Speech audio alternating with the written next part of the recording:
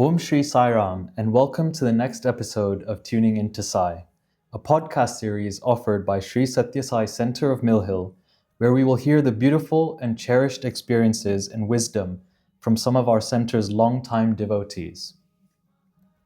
In today's episode, I am joined by Jay Badiani.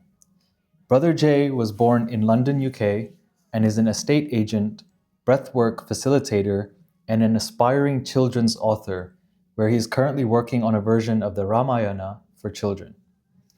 Brother has been in Swami's fold since birth and part of Mill Hill Sai Centre since it was founded 35 years ago. Sai Ram, and welcome. Looking forward to hearing your experiences. So to start things off, brother, can you share about how you first encountered Swami in your life? Absolutely. First of all, Jay Sri Ram, humble pranams at the lotus feet of beloved Baba. And Sahil, thank you very much for having me on. As I mentioned to you, I was very blessed to have to be introduced to Swami pretty much the day I was born. So within a couple of hours of my birth, my uncle and auntie had come to the hospital and given me some vibhuti. Wow. And as the story goes, I don't know if this is anecdotal or true, but as soon as I was given that vibhuti, I folded my palms, and it was sort of like, I guess that was my kind of story from there. And then, naturally over the sort of first couple of years of my life, I was just taken to bhajans, taken to centre, napping on my parents' laps or whatever, not really understanding kind of what was going on. But I sort of remember when I got to around the age of 4 or 5, I got quite insistent about visiting Swami. I was like, look, this person is such a big part of our lives. Why have we not gone to see him yet, or whatever that kind of like that narrative is. And so my first physical interaction with Swami is just, for a 5-year-old, it's absolutely seminal and like really phenomenal for me at that time, right? So the story goes that we had decided to go to Puttaparthi when around Christmas time. Okay. And to make the most of that particular trip, I had to be taken out of school to make to give it 3 weeks rather than 2.5 or whatever that sort of story was. So the upshot of that was that I missed my Christmas nativity at school, which I was super disappointed about. And like to give some context on how much impact it has, this is something that happened when I was 5, and I still think about it when I was 40. And so I was taken out of school. I had this part that I was rehearsing for. I was a little sheep. Okay. I was meant to be the sheep in the school nativity, but I couldn't take part in that play.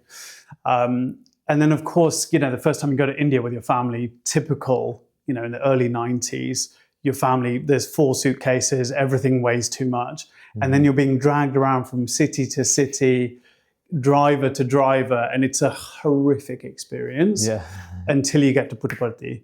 And then everything changes, right? There's no cars that horning inside the ashram. It's perfect peace. And all of a sudden you feel like you're in this kind of like really safe space.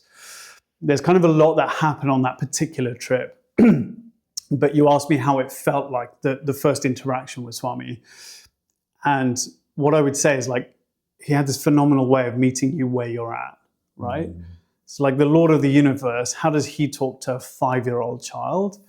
And for me at that point, you can imagine, it was like every time I saw a sheep in India, it was like that disappointment really kicked in.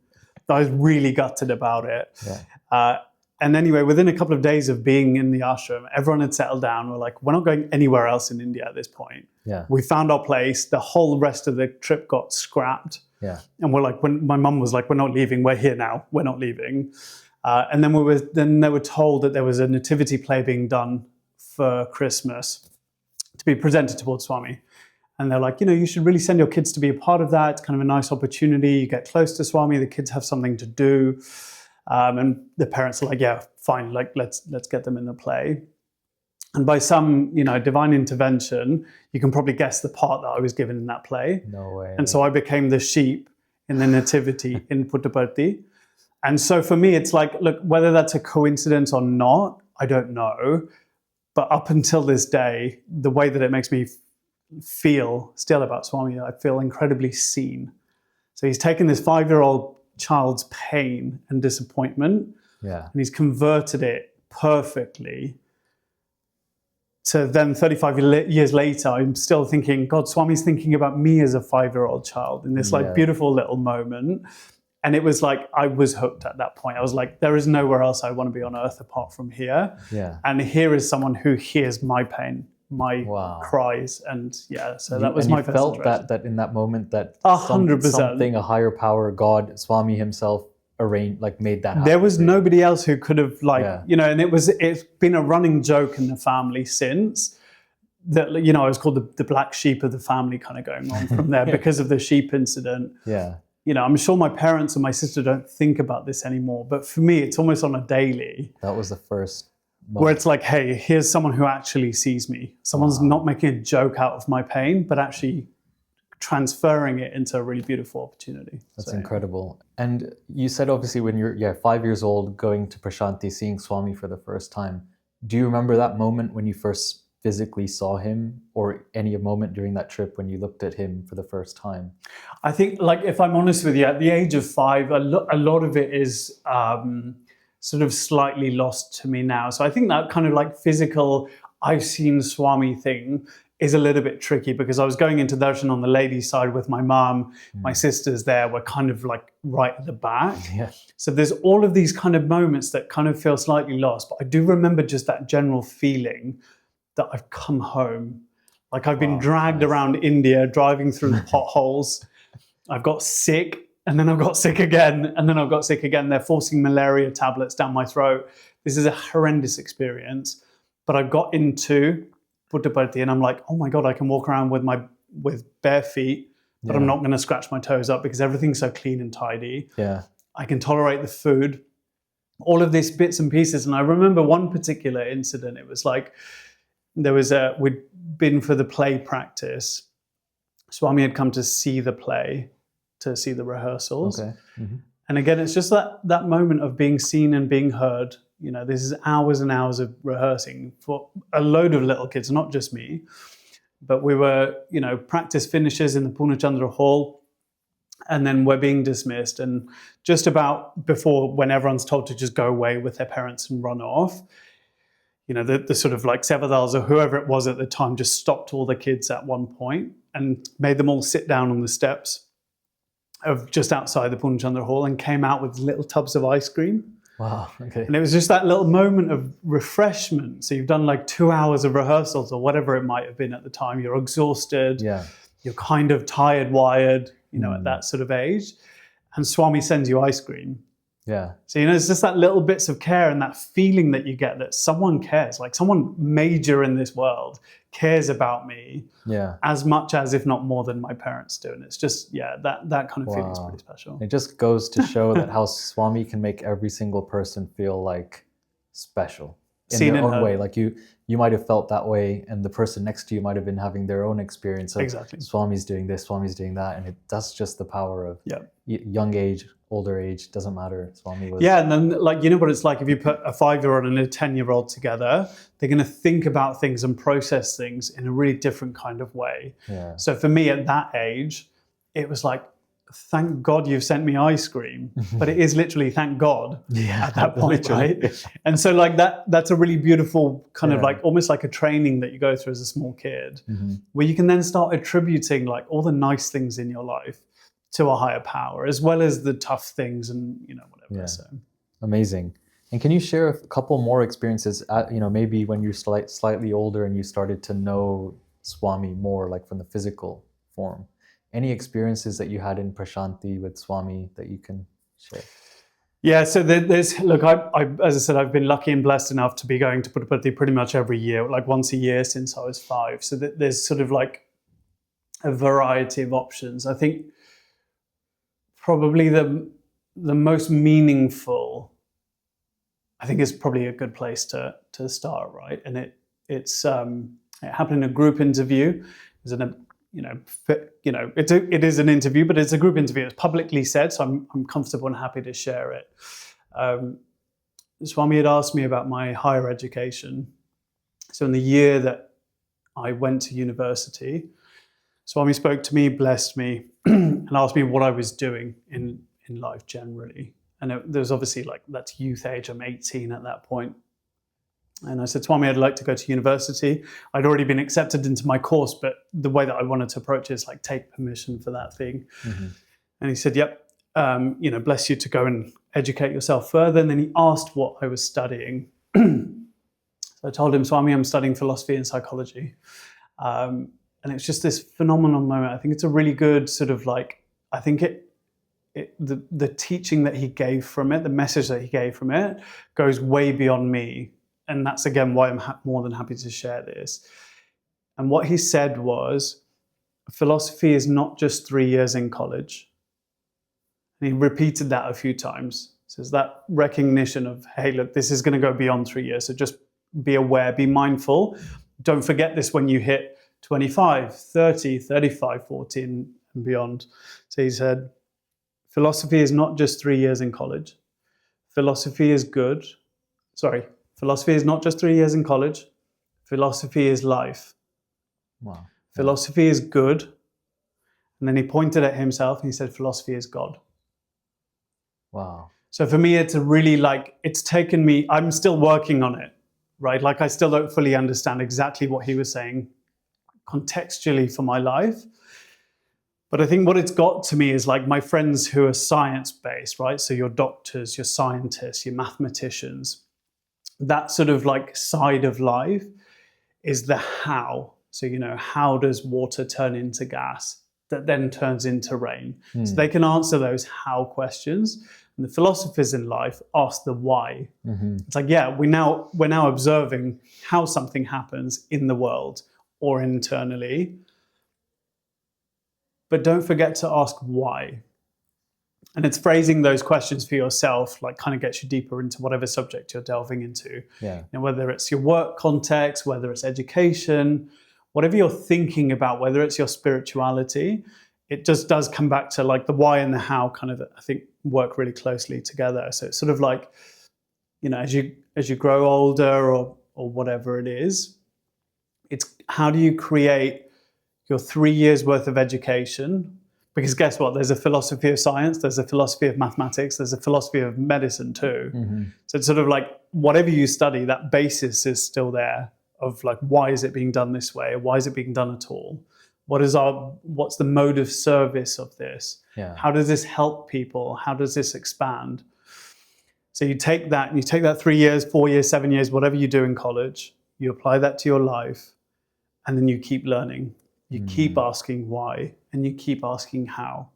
And so for me, like, it's not just a message for me. I think it's probably a wider topic. But for me, it's like 20 years down the track, 25 years down the track from when he said it first, it's still hitting me now, and it's still providing lessons for me to move through with. So what do you think Swami meant when he said philosophy is God? I'll come back to you when I realize, when I figure it out. But I think that's the ultimate thing, right? Yeah. It's like, I don't know if you've ever read The Hitchhiker's Guide to the Galaxy, right? It's this wonderful philosophical book about these people who travel through space, right? It's kind of like a novel, but it has a philosophical understanding. And they come to realize that the answer to the universe is 42. Super obscure, right? But what they haven't figured out, and what they can't figure out, is the question or collection of questions or the blending of questions that leads the formula to that leads to the answer. So it's kind of the missing piece. So I think for me, again, philosophy is God is exactly that. Is like, it's the ultimate base question, the base thing of like everything that exists in the world, how we move, why we move, all of that sort of thing. And it's like, it's a first principles thing. So it's like, we can understand how things happen, but if you don't know why it happens, what's the point? Yeah. So it's like, okay, we go to bhajan every Sunday morning. We know how we do it, right? Yeah. We get up, we have a shower, we get dressed, we go to bhajan, we feel nice about it. Why do we do it? Yeah. So I think that for me, like the way that it's transpiring in life is that anything I do, I know how to do it, or I'm learning how to do it, or I figured out how to do it. But the God element is why I do it. Love that. Nice. Right. So all of a sudden, like your life reflects your spirituality and vice versa. Yeah. Right. There's like, if you look at any kind of like spiritual person or devotee, why did Hanuman jump across the ocean? We know how he did it, but why did he do it? Like, it's Rama's mission, it's entwined, right? And that is his life. It's not his work. It's not like that's not his 9 to 5, but it's his full life. So as I get older, I'm trying to blend the sort of boundaries between work and life, because I don't think there is a difference actually. Mm-hmm. So all of a sudden, if you're doing something in your life that doesn't feel like it resonates, why are you doing it? Mm. But if it does resonate, you kind of know why you're doing it, and it's because it's connected to your spirituality, connected to your God, your deity, your source, and all of a sudden, like it like you resonate, and it just like it happens naturally. You know, it doesn't feel like work. You feel energized by it rather than depleted. You don't get, really glad it's done. It's like, no, let me do it again. Okay. And do you have any experiences? A lot of devotees that will be tuned in will have not seen Swami in the physical form. They don't, it's hard to see what his personality might have been like. Do you have any experiences that you could share where we can get a glimpse of who he was in person? Yeah, absolutely. Look, I've had, I don't know if it's a blessing or a curse or whatever, but I've had the opportunity of being told off by Swami, which is lovely, right? Because it's sort of like, hey, this is a 360 God person. Mm-hmm. Then actually, you know what, if you mess around, like there's a function for discipline in our lives, right? And it was a really simple, beautiful moment. It wasn't anything sort of crazy, but in Darshan line, I had this like, I always wanted to be close to Swami, speak to him, take Bad Namaskar, give him a letter, have something blessed. Like I was just always really sort of like active in that sense. And I remember I was sitting in Darshan one day, first line, I was like, right, I've nailed it. I've sat in a place where there's no one opposite me, so Swami was definitely going to walk past me, right? So I need to interact with him. I need that sort of like dopamine hit or whatever it is. I need that thing fulfilled. And true to nature, Swami came round in the darshan. I got up on my knees and I said something, and I stood up and put out some vibhuti packets, or I don't know exactly what it was at the time, but I put something out to be blessed, got up, broke that particular little piece of discipline. Like, probably makes sense to wait for Swami to approach you rather than you running at him, right? And he turned and he looked me dead in the eye, finger up, and he said, "Sit down, sir." Wow. And you can imagine, like I'm a teenager at this point, just all of the strength and whatever is in my body, that sort of like that animation to get up is gone, and I just collapsed. And I had this kind of like 2 or 3 moments of sadness. But then I reflected on that time, that moment, and I remember, like I tried to keep what his face looked like in the moment. And all I can say is it looked like my mum. Okay. Right? Like the eyes. Yeah. Like he doesn't look like my mum, right? But that look. And I thought, God, I've just been told off by this master, this person that I think is God, but somehow he's developed this tenderness in the way that he's told me off. So it's not like my dad telling me off, because that would be a different story, right?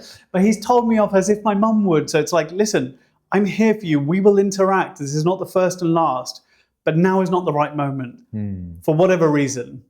Wow. And it's like, hey, I will come to you. I will always come to you. You've never lost me. We've always been together. You don't need to jump up and down like a monkey for me to notice you and have my attention. Wow, yeah. And it was so when I reflect back on it, it was an incredibly caring moment of him telling me off. And then, all you're ever going to hear is like Swami was super kind and caring. And yes, of course, he's all of those things. But he was an incredible disciplinarian too, which I think is like, it moves really nicely in life. It's like, if you want to build muscle, you've got to go to the gym. If you want to do well in your studies, you've got to read your books and revise and do whatever. There are so many analogies for that. It's like, okay, it pays to have a little bit of discipline in life. And Swami taught me that like pretty well. Pretty clearly. I never forgot it. Yeah. Exactly. Was there any other experiences that come to mind before I move on? We were talking before, right, of how maybe like an interaction where Swami wasn't there physically, right? Because we're talking about, Swami's obviously not in his body now. And this is a beautiful, I actually wrote a short story on this because it was so, again, super meaningful for me. But this happened when I was 8 years old. So first trip when I was 5. We went back a couple of years later, Christmas trip. As an 8-year-old, I basically think I'm an adult. I run this ashram. I know my way around, right? So I've got into that. I've become very comfortable with this space. And the plan was to do, there was like a carol sort of like service that snakes through, a little bit like Nagar Sankirtan style. So it goes from the sheds all the way through the ashram. You're holding your candles, singing carols. Yeah. This was before the Kulwant Hall was built. So everything's open air, 4 a.m, pitch black. And you get to the mandir. Swami used to live in the mandir upstairs at that point. And so all the foreign devotees arrive, singing carols. Swami comes out on the balcony and blesses. It's an amazing, like phenomenal experience, right? So I managed to finally convince my mum that I don't need to go with her anymore to the ladies' side. I'm a man now at 8 years, at the ripe old age of 8, right? And so she's had this stern word with my father. You've got to keep an eye on him. You've got to make sure you don't lose him. You know, you can imagine like Indian mums, right? And my dad's just in his own world, Indian dads, right? So, and then luckily, because I'm quite young and short and whatever, I'm right at the front of the sort of carol service. Do the carols, beautiful experience. Swami comes out, white robe, blesses everyone. It's amazing, right? And then I've got to work out how to get back into the darshan line. I need to find my dad. I need to go to darshan, right? Because it kind of happens like all within a short period of time. I hadn't asked anyone how to do that. And I was like, I'll just figure this out. I'll wing it. I've got this, right? So 8-year-old, my brain goes into high wire mode, like everything's finished, do the little arti, and then you're like, okay, how do I get back into darshan?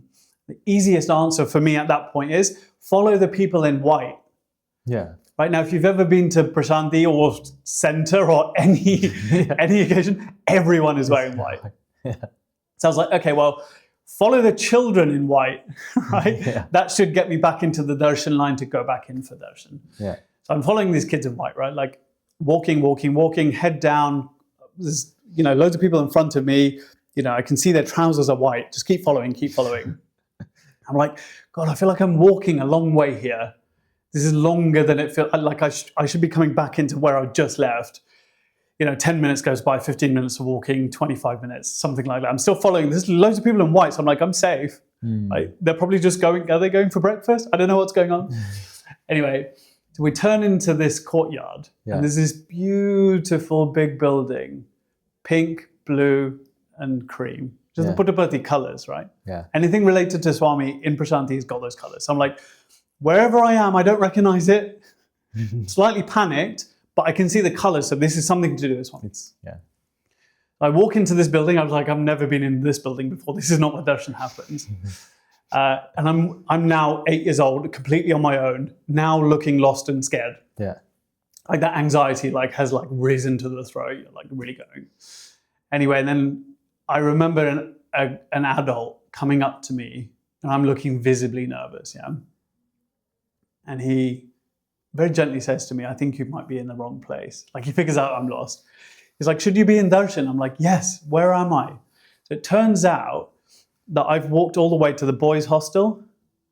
Wow. From darshan, right? So I've gone from the mandir all the way with the Sai students of Swami's college. Okay. I am very lost. There's no way I could make it back home. I'm now outside. I've never been outside the ashram. I don't know where I am. And so I had this absolute mode of panic. I was like, I want my dad. I need to be back in darshan. So I had this kind of interaction with this, clearly a teacher or whoever it was. And then he grabs one of the Sai students. At the time he says, listen, take him back. He needs to go back to darshan, right? And this older kid, I don't remember anything about him apart from the fact that he held my hand and very just calmly walked me back to darshan, right? So the curious thing about this incident, and it doesn't quite finish there, right? Curious thing is, this happened when I was 8, but you see how lucid my memory of the whole thing is? I can't remember anything about the boy that walked me back. I can't remember what his face looked like. I can't remember how tall he was, how dark his skin or fair. I don't remember anything about him. Yeah. Apart from the fact that somebody walked me back at that point, got me to the darshan gate, got me through, and he said, this boy's lost. Can you take him back to his father? Now, luckily at that point, the foreigners used to do sevadal duty at Christmas time. Mm-hmm. One of the set adults was like, yeah, I know this kid, I'll take him to his dad, right?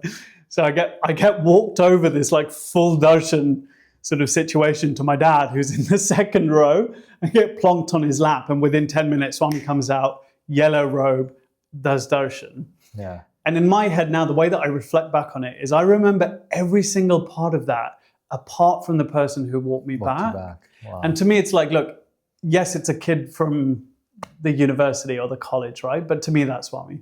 Wow. That's, he's embodied this person to get me back safely. Yeah. And this kid's missed his class or whatever, right? Like, it's a crazy scenario, but someone brought me back to see Swami, and that was, to me, that's Swami. You felt that was him. Yeah. But it wasn't him. He wasn't there physically, right? But still, that 8-year-old child got taken care of and put back. Yeah.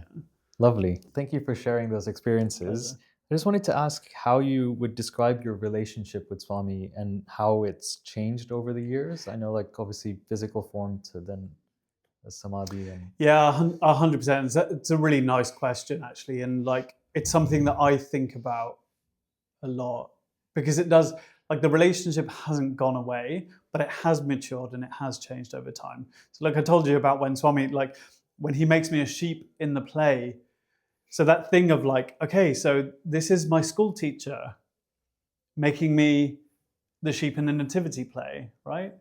And then it's like, okay, giving me ice cream a couple of days later when I'm tired. So this is my sports coach. You know, like, the kid comes off the field after playing cricket or hockey or whatever, and they're exhausted, and their coach gives them an orange and a glass of water, right? To all the way to at 8, he's that sort of like the guiding hand that makes sure you don't get lost. Yeah. To the disciplinarian, right? That master that's happy to tell you off when it's appropriate. Yeah. To a life coach, right? He's my educational coach. Like, he guided me on my education. He was like, blessed what I was doing. Mm-hmm. He said, look, not only are you going to do this for 3 years, I'm going to make sure that your education lasts the rest of your life. Right? So he's become all of these weird and wonderful things. And there's been little moments of like, and ultimately, like, it starts from incredibly powerful spiritual master. You know, pretty much every year that I went to Puttaparthi, Swami would, he would walk around in the darshan line and come and touch me on the head at various times. And within 12 hours, 24 hours of that particular interaction, every single time, I was down with fever. Every single time. Oh, wow. It's not food related. It's not mosquitoes. It's not anything. It's that interaction with Swami of like cleansing, flushing, just getting rid of like, and I keep building it back up, right? Diligently building back up toxins in life, right? But it's like every sort of like interaction I have that's even now, every interaction in my life I have that's connected to Swami, every now and again I will fall sick. Like, if I've had a deep meditation, if I've had acupuncture that happened to be like a spiritual experience, if I've done a breathwork session that felt sort of like elevated or meditative, I will generally get quite sick at the end of that process. Okay. And so going beyond, even from a far distance, right?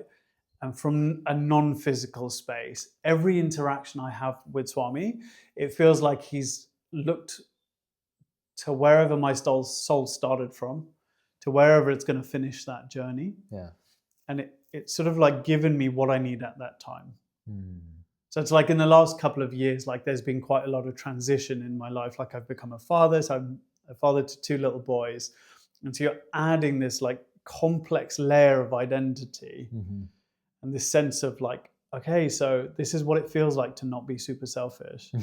This is what it feels like to love unconditionally, to not be able to find the switch in your system to turn off loving someone. And that is what I have with my kids. I'm like, you can be as annoying as you like. I still like, I don't feel like I have it in me to be that annoyed with you that I don't want to talk to you ever again. Do you know what I mean? Like, with human relationships, you can do that. You can walk away from friends, partners, whatever it is, right? You can kind of walk away. But I have this new identity now available to me. And it's like, my kids wake up on Saturday morning they come back from swimming and they're like, Dad, are we going to bhajan tomorrow? And so it's like, it's a two-way relationship. So I'm now responsible over this guardianship over my children. But then I look at it how it works the other way, right? Because if I'm responsible for them, somebody's responsible for me too. Right? My parents were responsible for me until I was 18, 19, 20 or whatever. And then I became a grown-up and adult at some point, and I took responsibility for myself. But there was still someone caring there. There was still someone there, right, that weren't my parents anymore. They have to relinquish control. But it doesn't mean I'm floating tetherless through the world, because I felt very, very anchored by Swami. So at this stage and phase of my life, it's like that hand is on my shoulder to make sure that I'm extremely diligent towards my parent, like my responsibility as a parent, that I'm as successful as I can be in my commercial work that allows for that, and that I take really special, particular care to my own personal sadhana plan. So it's like, hey, I'm going to be here for you 24 hours a day. How much attention can you give me within that 24 hours? And it doesn't mean sitting there with a japmala. It's like, if you're cleaning your teeth, are you doing it mindfully, saying, I'm cleaning my mouth space so I can speak nicely to other people? When I'm eating, am I watching TV or am I eating? Am I mindfully eating? Have I done my food prayer? Have I offered this to Swami? Have I had him sit next to me and have a meal with me? You know, are you coming to work with me, Swami? Are you going to make sure that whatever work I do is dharmic, and it's like, there's a reason for it, there's a purpose for it, there's some element of service? Can I use some of the money that comes for that to, you know, feed the cows, do whatever it is that you're into? Can you allow for that within your life? And is Swami a part of like a lot of things you do? So for me, it's more like, it's getting slightly more esoteric. But that's nice. Lovely. Nice. I just wanted to switch to a couple questions on the SSE Bal Vikas side. Yes. I know you've been through Bal Vikas at Mill Hill, Palmer's Green Centre, and now you also bring your children here for Bal Vikas at Mill Hill. And you're an aspiring children's author. So tell me a little bit about the SSE wing, why you think it's important, what role it's played in your life, and now obviously your kids' life. Yeah, so again, we spoke about this briefly earlier, right? And I had a particular thought, but actually something else has just come to mind, right? And I think it's very easy to talk about value-based education, the kind of like the sort of like structural element of what SSE gives you, right? Send your kids to SSE, or if you're a kid, go to SSE, you'll learn about, you know, all these Satya, Dharma, Shanti, you know, you'll learn all of these weird and wonderful things, you'll learn about all the religions, you'll do all of this wonderful work, right? And it's good. The thing that I think, and I reflect on it now, coming back to center as an older person and with children, the biggest thing for me is community, actually. The impact that it's had for me is community. So I remember going through SSE and the youth wing, because you naturally blend through, right? You have someone to look up to, you have aspirationals, and then you have friends, you have your Sai friends, right? And those Sai friends from when I was doing Bal Vikas and going into the youth, they're still my Sai friends now. You know, we're talking 30 years on, 20 years on, and those people are still in my life.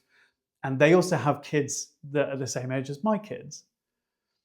So what's the importance of faith-based education? Number one is you develop faith, you develop ethics. You know, if you want to live a good person's life, right, you can do SSE. Read the 10 Commandments from the Bible. You know, you can do it. There's lots of resources out there. It's all been said. There's a lot of resource out there that teaches you how to be a good person. But can you live life on your own? Is a big question for me, right? Like, I'm a pretty sociable person. So if I've had 3 days on my own and I haven't spoken to a friend or whatever, like, I start getting quite down. And I'm sure like people listening to this like probably resonate with that a little bit. So the idea that this is going to give you a community for life that you can rely on. Like, I can go, we were talking about America earlier, right? Like, whichever Sai centers that are based around the world. I was in Cape Town recently. I've been to Australia. I've been to centers like in other countries. And there's no prerequisite. There's no condition for going in. You walk in, you're wearing whites. You say Sai Ram. Even if you're not wearing whites, you walk in, you say Sai Ram, like, you have a door open. Immediately, Yeah. People want to feed you. People want to look after you. They want to take you on a tour. They want to just look after you, right? Yeah. So the idea that you can go, like you have a local community that expands globally, like I think it's kind of valuable, right? Like especially because, ultimately you don't know if your parents with children, you don't know the sort of ethical grounding of your kids' school friends, families. You'll never know. Mm-hmm. What do they get up to? What do they believe in? Do they have a faith system? You'll never get to know that well enough. But you can kind of know that, like when you come to center, you send your kids to SSE, you kind of know that everyone's got kind of a similar ethic. They might have different viewpoints, they might have all these things, but there is a base level. It's that first principles thing. Like this is something that we find important. Yeah. So that, it kind of gets instilled in the kids kind of at the same time and almost by accident. And then all of a sudden your kids become grown-ups. Yeah. And this has been said to me, and this will be said to your kids if you send them to SSE, right? Is that you don't look like the normal version of this. Like I said, I'm an estate agent, right? So from the day that I started working in that industry at the age of 21, everyone said it, colleagues, bosses, buyers, tenants, the whole works. They're like, you don't look like the typical estate agent, right? And it's because I didn't. I didn't have this sort of I wasn't there in a shiny suit. Yeah. I didn't have that kind of sharky behavior. And people are like, there's just something about you that seems like you're kind of grounded. Yeah. And honestly, I can attribute that to SSE in the youth wing, genuinely.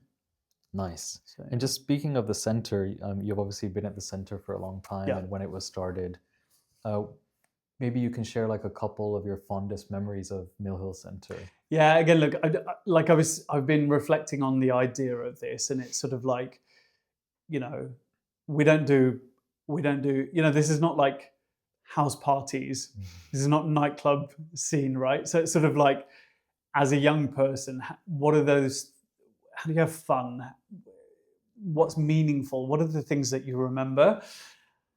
And for me, it comes back to community. I remember when Mill Hill Sai Centre was at Canada Villa in actually Mill Hill. And the highlight of the year for me, every year, was Akhand Bhajan.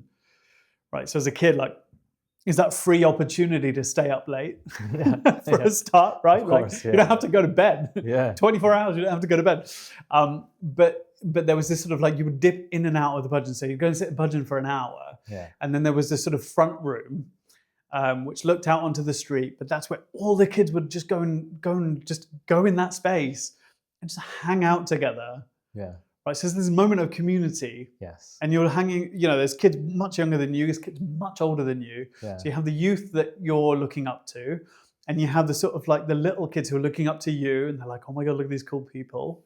And it was that thing of you're in this spiritual environment. There's bhajans being screamed out, for 24 hours. And you can go in, you can be peaceful for a minute, and then you can come back out to your friends and just feel really safe. Yeah, yeah. So that idea of I reflect back quite a lot. What did I love about Mill Hill? That was one of them. And the second was stage plays. I was always given the opportunity. I've played every god you can imagine, actually. That was kind of my thing. That was my niche. And I remember we did this very beautiful play that was based on the Christmas Carol. So it's Stooge going through this terrible time and just being really mean to his staff and employees. And the way that we sort of used the concept was that rather than the ghost of Christmas past, present, and future, the Shirdi Baba, Satya Baba, and Brahma Baba come to this person and fix his ways. And I played the three Babas, and it was just I still think about it a lot, and the amount of effort and work you put into that. It's not translating to a formal education, it's not feeding into your exams, it's not feeding into your bank balance, your paycheck, but you do it with love. And the way that I saw it is if there's one person in that audience that message touches and says, you know what, I'm a business owner and I'm kind of I've been a bit mean with my bonuses in that particular instance, or whatever it is, whatever the story of that, whatever the message of that particular thing is, if you've created and then presented that and it touches one person and helps them through a rough time or transition or change, then the job is done and it's worth it. Nice. So, yeah, lovely. I thought you might have said that your niche was being a sheep, but yeah, exactly. Forever. You moved to gods. I moved up. So moving to the last couple of questions. As you know, many young adults across the global Sai organization are navigating big moments in their life, from graduation, first job, business, marriage, kids, so many different things. And I guess, what is one message you have for the young adults to help them keep Swami close during these times and navigate these big moments in their life? Oh, that's a beautiful question. And again, this is something that I'm currently telling to myself as well. And so, the first things first is, if you're going through transition, and whether it's exciting and challenging or if it's tough and hard, what I would say to you as a young person, it's an unteachable lesson, and you'll kind of figure it out as the years go by. The transition doesn't stop. And this is something that I've realized recently. The last 2 years of my life in particular have been full of quite challenging transition. But again, I reflect back to it, and I think, like, the way I think about my life is I've lived a life of crossroads. Mm-hmm. So then I'm like, can I get some consistency in my life, please? Like, I would love just a path, my path. Just give it to me and I'll walk on it. But it seems like, for whatever reason, like karmic, ancestral, or maybe that's just the way of life, that I am fully and constantly, I'm living through crossroads. So there's always that thing of like, do I go this way or do I go that way? So the first thing to just try and hold on to and remember is that transitions won't change. Okay, the idea of transition won't change. So it's going to be hard now. It's going to be also exciting now. It's going to have like a wonderful array of emotions attached to it. But guess what? The transitions won't stop. So in another 5 years, you'll have another transition. Right. So just keep yourself try and keep yourself kind of grounded in the idea that transition, like, life is change. Life is growth, evolution, breaking down, building back up. It is change. And try and get, as quickly as you can, try and get comfortable with that. Like, it'll help.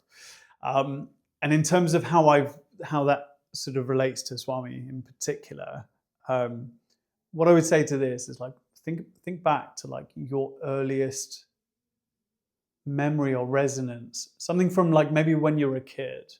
It's related to your faith. I think about what you loved doing as a kid, as a 4-year-old, as a 5-year-old. So for me in particular, it was the story. So I grew up binge watching the Ramayana Mahabharata on repeat. I was that kid who would take the coat hangers, like break the straight bit, attach the elastic band, and there was a branch from the apple tree was my arrows. Yeah. And I was Arjun, like I became that in that moment. And there was like a 10-year phase in my life where a lot of that, I was just like busy working, relationship, friends, holidays, like the whole works, like that kind of like storytelling thing went out of the window. And then I came to this moment of reckoning where it was like, oh my God, like I've let faith slip out of my life. It's just accidentally taken a back seat. How do I find it again? And the way that it happened for me is just a really beautiful kind of, like, I feel really happy about it in the end, right? Unteachable lessons is I went back to the stories. Yeah.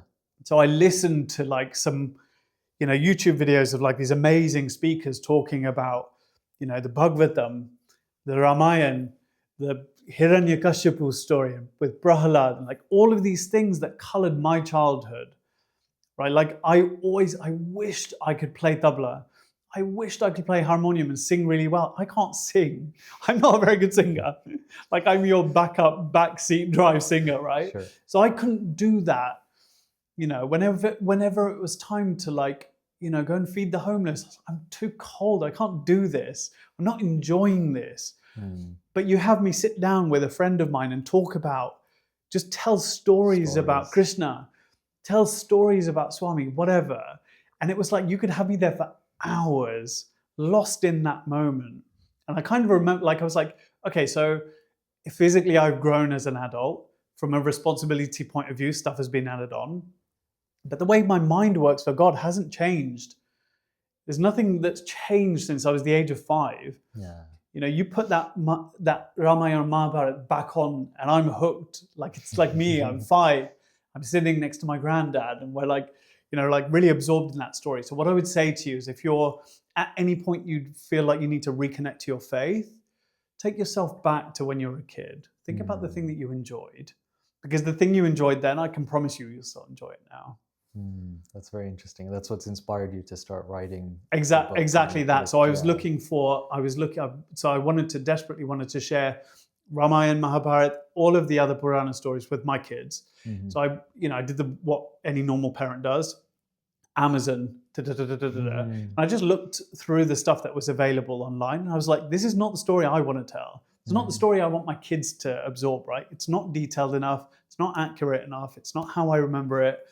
It doesn't have the sort of springboard to the moral message for when they're 10 years older than what they are now, right?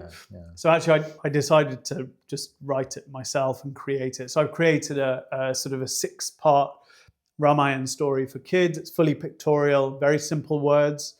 My 6-year-old now uses it to learn how to read, blending his words. That's lovely, yeah. The younger one picks it up, looks at pictures, asks me to read it to him, tell him the stories. Full circle moment. Exactly that. Yeah. And what I realized, like, I felt like I was creating for my children. And, it was a 12-month project. 6 months into it, what I realized is that I had spent time with Rama and Hanuman. And so all of a sudden, this project that was meant to be for my kids, all of a sudden became for me. And like it became a sadhana for me. And the amount of joy I got, honestly, it's untold. Like I can't speak to how much, how much fulfillment it gave me just for myself. Like, forget anyone else. Like, it was, So amazing. I love that. Just moving on to the final question. This year, we continue to celebrate Swami's centenary birthday. If you could please share your special birthday wish for Bhagawan, but also one message of Swami's you'd like to share with the world. That is, honestly, that's the message I want to share is like super simple, super easy, straightforward.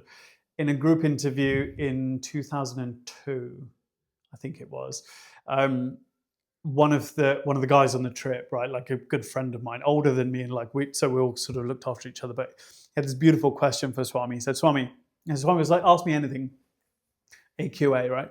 So the guy goes, Swami, can you give us the perfect sadhana? Right? So I'm sure he sat there going, I've nailed it. Like, I've got this really like complex kind of question. Swami's going to give me this 12-step program.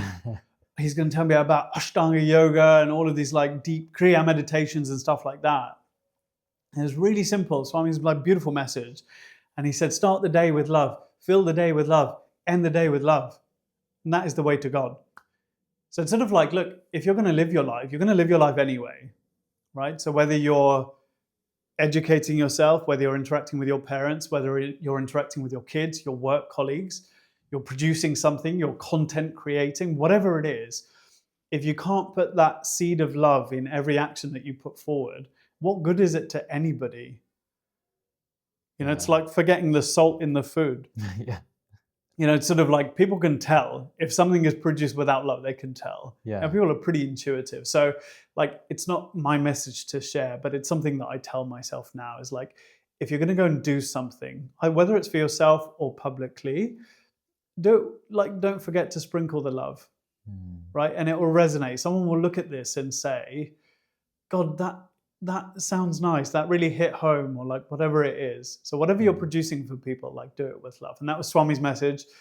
If you can't do it with love, don't bother doing it at all. It's like kind of a nice thing.